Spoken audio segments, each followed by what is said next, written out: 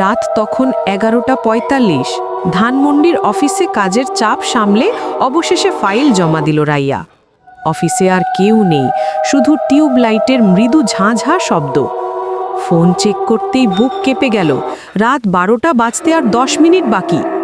রাইয়া জানে এই সময় ঢাকায় বাস পাওয়া কঠিন, তাই দ্রুত অফিস থেকে বেরিয়ে পড়ল। স্টপেজ পর্যন্ত হাঁটতে হাঁটতে চারপাশ ফাঁকা হয়ে এলো। একটা রিকশাও নেই, রাস্তার বাতিগুলো অদ্ভুতভাবে কম জ্বলছে।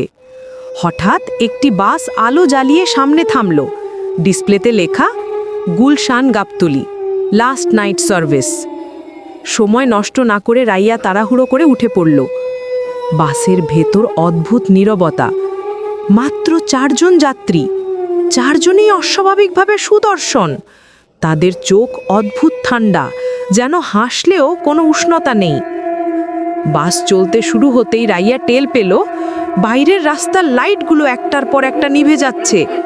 চারপাশের দোকান, রিকশা, মানুষ সব যেন অদৃশ্য হয়ে যাচ্ছে। ঠিক তখনই 3 জন পুরুষ আস্তে আস্তে মাথা ঘুরিয়ে তার দিকে তাকালো।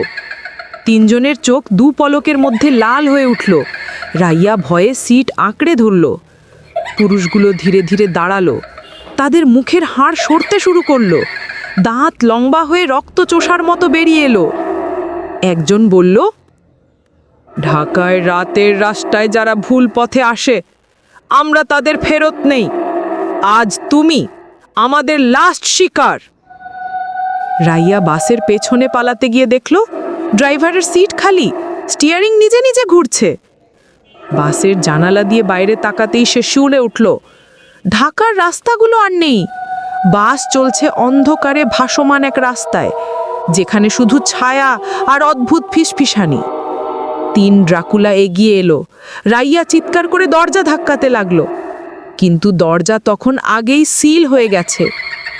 শেষ মুহূর্তে সে শুধু দেখল একটি কালো পাখির মতো ডানা 3 জনের পেছনে গজিয়ে উঠছে, আর বাতাসে ফিসফিসানি, রাত 12টার যাত্রী হওয়া মানা। আর বাসটি মিলিয়ে গেল অন্ধকারে। রাইয়াকে আর কেউ কোনোদিন খুঁজে পেল না।